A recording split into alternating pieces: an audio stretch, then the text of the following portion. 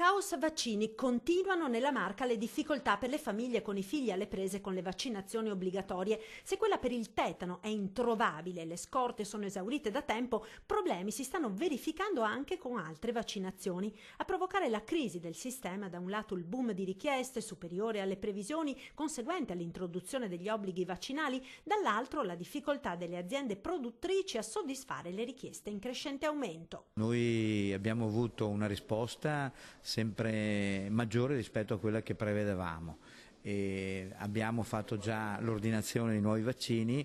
E se a Treviso e Conegliano le ulteriori dosi di vaccini sono arrivate e si sta provvedendo in queste ore a richiamare le famiglie con sedute aggiuntive, particolarmente critica rimane la situazione nel territorio dell'ex ULSS 8 da Castelfranco a Montebelluna.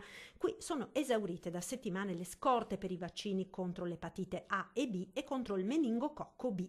Così, nelle scorse settimane, le famiglie che avevano prenotato l'appuntamento per la seduta vaccinale dei figli hanno ricevuto la telefonata dell'azienda sanitaria che rinviava la vaccinazione a data da destinarsi, data che al momento non è ancora stata fissata, anche se, rassicura il direttore generale dell'ULSS 2 della Marca, entro il mese di gennaio verranno tutti ricontattati per effettuare i vaccini o i richiami previsti dal calendario. Le programmazioni che abbiamo fatto a distanza saranno richiamati, le faremo entro comunque il mese di gennaio.